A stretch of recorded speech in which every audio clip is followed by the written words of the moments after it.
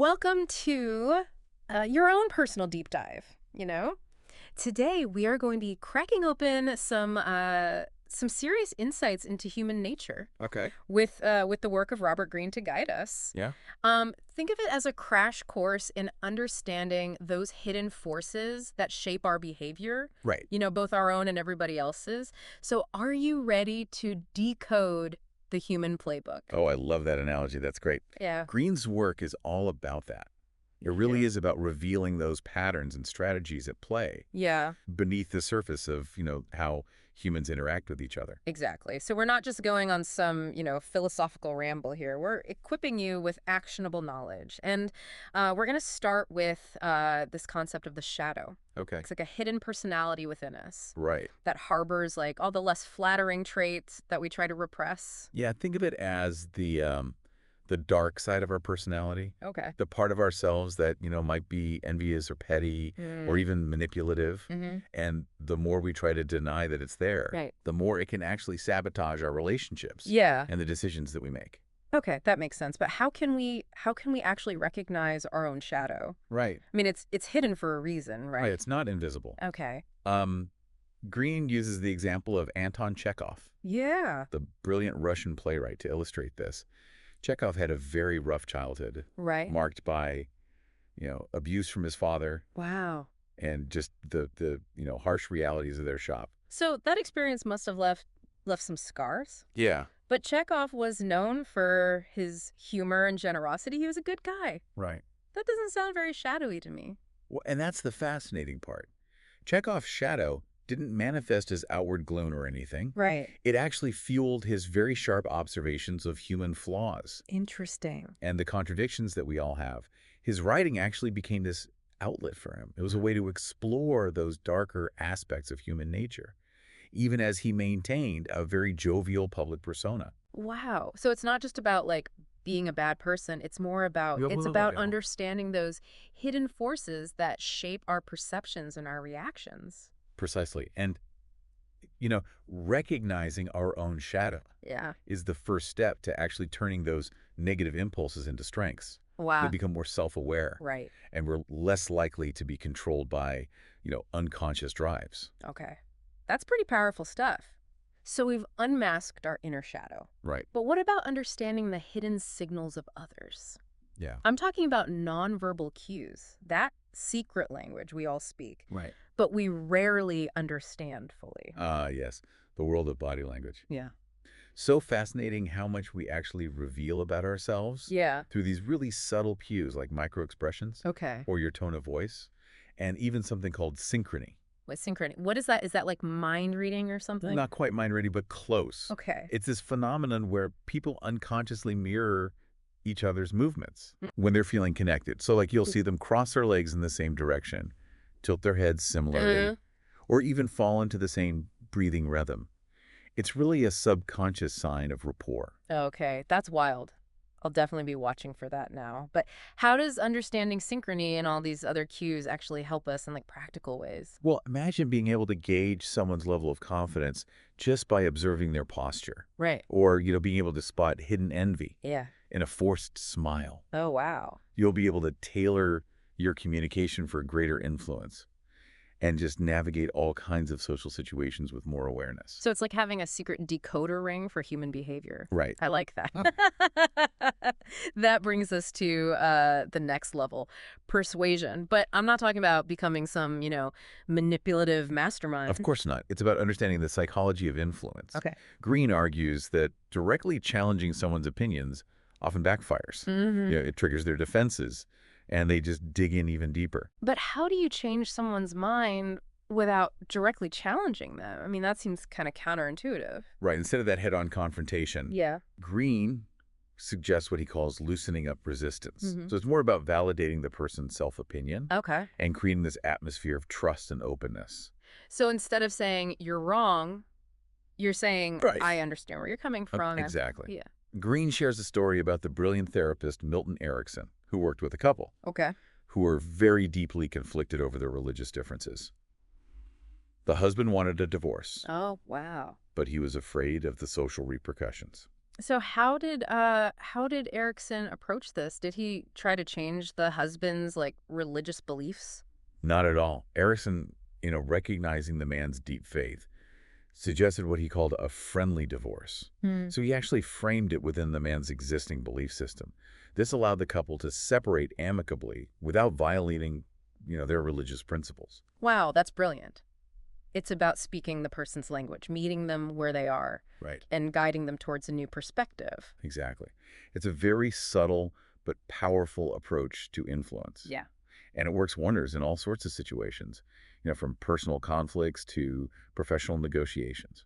This is mind-blowing stuff. Yeah. Okay, we've explored the shadow, we've decoded nonverbal cues, and we've even touched on the art of persuasion, but there's another biggie we need to tackle, and that's power. Ah, yes, power dynamics. It's a topic that makes a lot of people uncomfortable. Yeah. But the truth is, power dynamics exist everywhere, Yeah. not just in boardrooms or political arenas. Every relationship, from friendships to family dynamics, has its own power structure. So we can't just ignore it. We need to understand how it works if we want to navigate our relationships effectively. Exactly. And Greene identifies different types of what he calls power players, Okay. each with their own strategies for navigating these complex social dynamics. I'm all ears. Tell me more about these power players. Well, we have the courtier, the master of flattery and manipulation, always maneuvering for influence. Ooh, that sounds a bit Machiavellian. Are all courtiers inherently bad? Not necessarily. Yeah. Some are genuinely dedicated to a leader or a cause they believe in, while others are definitely more self-serving. Mm-hmm. The key is to be able to recognize their tactics and not get caught in their web. Okay, so we've got the courtier. What other power players are there?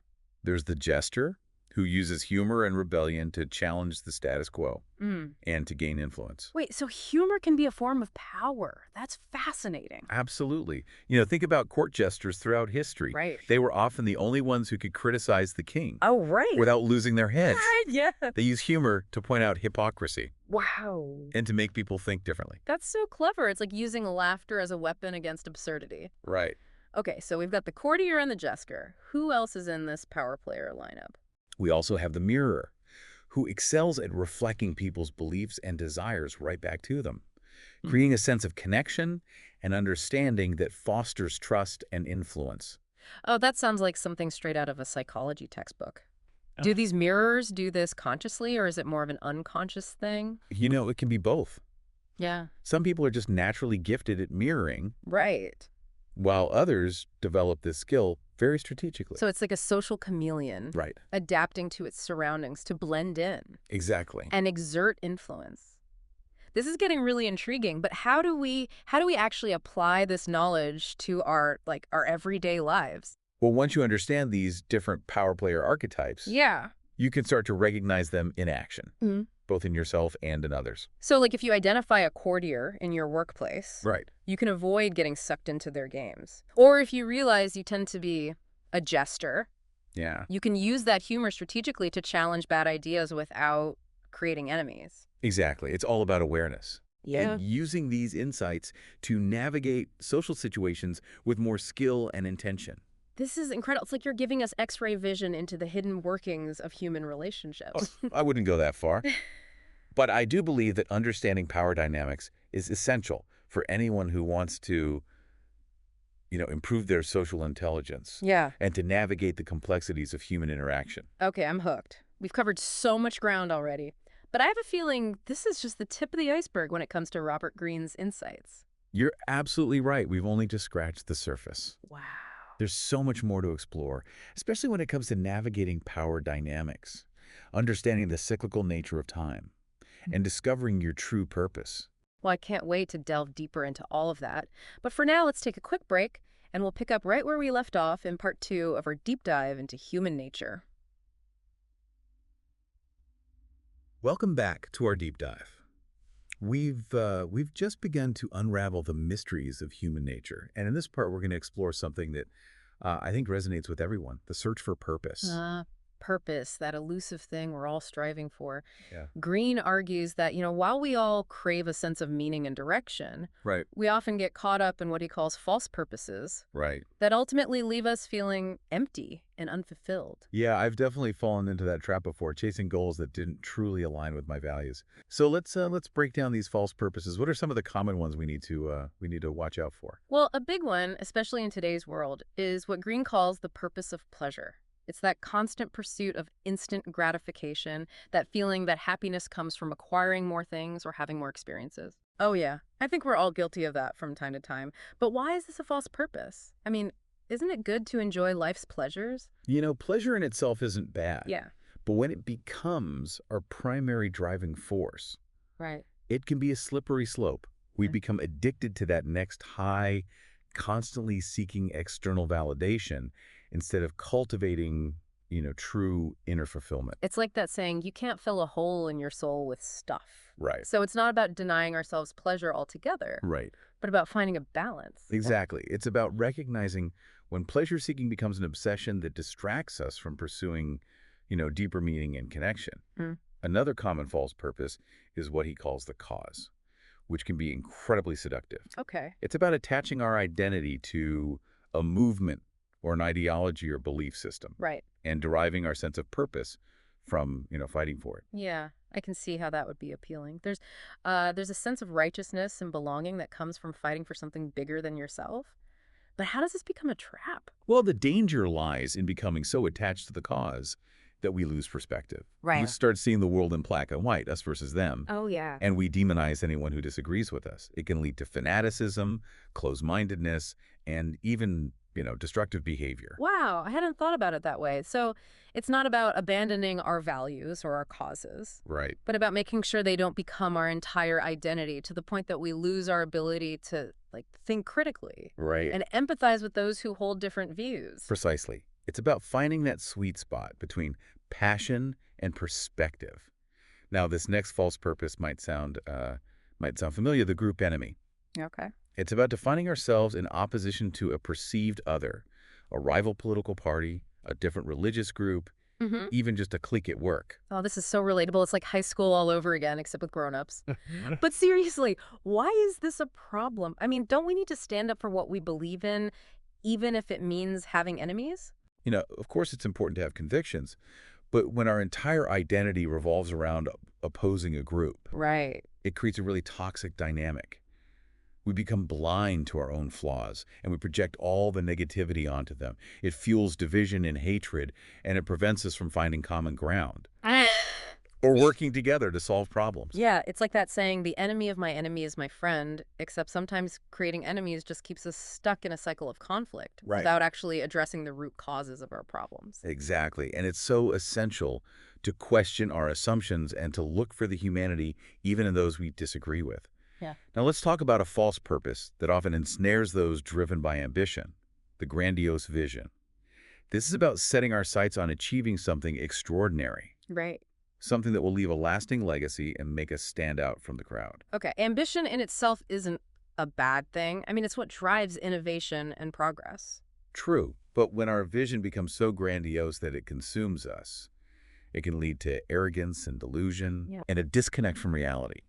We become obsessed with achieving the vision, often at the expense of our relationships, our values, and even our own well-being. So it's about keeping our ambitions in check. Right. Making sure they're aligned with our values and don't turn into an ego trip. Exactly. And true success comes not from chasing external validation, but from pursuing a purpose that is both meaningful and sustainable.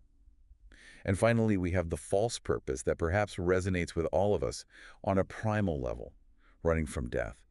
This is about trying to outrun our mortality by accumulating possessions, achievements, and experiences. Yeah, I can see how that happens. We work tirelessly, chase promotions, buy fancy things, Yeah. all in an attempt to create a sense of permanence in a world that's constantly changing. It's a natural human impulse, but ultimately it's a futile pursuit. No amount of material success can shield us from the reality of our mortality. Yeah. In fact, clinging to these external things can make it even harder to come to terms with our own finite existence. So if we're not supposed to run from death, what's the alternative? How do we face this ultimate reality without falling into despair? Greene suggests we embrace the present moment. Instead of frantically trying to outpace time, we should savor the here and now, appreciate the beauty in everyday moments, and cultivate meaningful connections with others. It's about shifting our focus from quantity to quality, Right, from chasing external validation to finding inner peace and fulfillment. precisely. It's about recognizing that life is a journey, not a destination, and that the true measure of a life well lived is not how much we accumulate, but how much love, connection, and meaning we create along the way. That's a powerful way to reframe our relationship with time. Yeah, I'm feeling a little more grounded already. We've dissected these false purposes, but how do we actually find our true purpose? I mean, is there a formula for that? Well, there's no one-size-fits-all answer, but Greene offers some valuable insights. He suggests that true purpose stems from a deep connection to our values, our passions, and our unique talents. So it's not about finding some preordained path, but about discovering what truly lights us up and using our strengths to make a positive impact on the world. Exactly. It's a process of self-discovery, experimentation, and taking action. It's about asking ourselves tough questions, trying new things, and being open to learning and evolving along the way. So it sounds like finding our true purpose is an ongoing journey, not a one-time event. Absolutely. It's about embracing the process, being willing to course correct when necessary, and trusting that we'll eventually find our way to a life that feels both meaningful and authentic. And Greene uses the inspiring example of Flannery O'Connor, the acclaimed American writer, to illustrate this point. What's her story? O'Connor faced immense challenges in her life, including a debilitating illness that confined her to her family's farm for much of her adult life. But despite these obstacles, she never wavered in her dedication to writing. It was her calling, her true purpose. So she didn't let her circumstances define her limitations. She found a way to express herself and share her unique gifts with the world. Precisely. Her work, which explored themes of faith, grace, and the human condition, continues to resonate with readers decades after her death. It's a testament to the power of aligning our actions with our true purpose, even in the face of adversity. That's an incredibly inspiring story. Okay, so we've covered the shadow, nonverbal cues, persuasion, power dynamics, and now purpose. I feel like my brain is bursting with new insights. It's quite a journey, isn't it? It really is. And we're not done yet. There's still so much more to explore, especially when it comes to understanding the cyclical nature of time and how it influences our lives. But for now, let's pause and reflect on everything we've discussed so far. What stands out to you the most? That's a great question. Honestly, the concept of the shadow has really stuck with me. It's so fascinating and a bit unsettling to think about these hidden forces shaping our behavior. What about you? What's been the most impactful takeaway for you so far? It's really amazing how much we've uncovered already about these, hidden forces that shape our behavior. Yeah. But, I think the real magic happens when we start applying these insights to our everyday lives. Oh, absolutely. Okay, couldn't agree more. Mm-hmm. Knowledge without application is like a seed that never gets planted. Mm. It has potential, Mm. but it never bears fruit. So true, so true. Let's talk about, how we can actually use these insights to level up our relationships, Right. navigate, those tricky power dynamics at work, Yeah. and maybe even approach life with a little more purpose and awareness. The foundation of it all really is self-awareness. Okay. It's that ability to look inward and honestly assess our strengths and our weaknesses, our motivations, Yeah. and even, those pesky blind spots we all have. Okay, I'm all about self-improvement, Yeah. but sometimes that inward reflection can be a little, well, uncomfortable, to be honest. Right. Any tips for making it, a little less daunting? Absolutely. Think of it as an exciting exploration Okay. rather than like a dreaded interrogation. Yeah. Journaling can be incredibly Yeah. helpful. It's like having a private conversation with yourself on paper, Right. allowing you to process thoughts and emotions without judgment. Yeah, I love that. Yeah, It's like having a therapist that you can access anytime, anywhere. exactly. And don't underestimate the power of feedback from trusted friends or family members Yeah. or mentors. They can offer this outside perspective that helps us see ourselves more clearly. Yeah, sometimes the outside perspective can be a little hard to swallow, Yeah, but it's so valuable in the long run. absolutely. Okay, so we're getting to know ourselves better, warts and all. Right. But how does this translate into better relationships? Well, let's say you've discovered through introspection Mm-hmm. that you tend to get very defensive when you're criticized. Okay. Armed with that self-awareness, you can consciously practice listening Right. without interrupting or getting defensive. It's like hitting the pause button on your automatic reaction and choosing a more constructive response. Exactly. And the more you practice, the easier it becomes. Another example, if you realize you're prone to envy, you can actively cultivate gratitude for what you have Yeah. and celebrate the successes of others. Instead of comparing and despairing, Right. you're choosing to focus on the good in your own life and spreading positivity to those around you. Exactly. I love that shift in perspective. Yeah, and remember those nonverbal cues we talked about? Oh, yeah. Once you understand that language of body language, Uh-huh. you can use it to forge stronger connections. Mirroring someone's posture, making genuine eye contact, using a warm tone of voice. Yeah. These are all subtle but powerful ways to build rapport and trust. It's like you're creating this invisible bridge of understanding, Right. fostering connection without even saying a word. Exactly. And speaking of connection, let's not forget about power dynamics, especially in the workplace. Ooh, yeah, tell me about it. Office politics, vying for promotions, navigating those tricky relationships with bosses and colleagues, it can be a minefield. It certainly can be, but remember those power player archetypes we discussed. Once you can identify, a courtier trying to manipulate you with flattery, Right. or a jester using humor to undermine authority, Yeah. you're less likely to get caught in their games. It's like having a cheat sheet for decoding workplace dynamics. Right. You can anticipate behaviors and respond strategically instead of reacting, emotionally. Exactly. And don't forget the mirror. If you find yourself interacting with someone who excels at making others feel understood, recognize that they might be using this skill to influence you subtly. Okay, so it's about staying aware and making sure you're not being swayed by someone's charm Right. without considering the substance of what they're actually saying. Precisely. It's all about conscious interaction. Yeah. Now, I want to emphasize that, understanding human nature and power dynamics isn't about becoming some Machiavellian puppet master. Right. It's not about manipulating or exploiting others. Absolutely not. This is about using this knowledge for good, building genuine connections, communicating more effectively, and creating win-win situations. It's about becoming more aware of the forces at play, both within ourselves and in our interactions with others. Yeah. So we can navigate the world with more wisdom, compassion, and intention. This has been such an incredible journey. I feel like I've gained a whole new set of tools for understanding myself and the people around me. What a fantastic deep dive. Well, the pleasure was all mine. And remember, this is just the beginning of your exploration. Stay curious, keep observing, and keep applying these insights. You might be surprised at the positive ripple effects it creates in your life Yeah. and the lives of those around you. So true.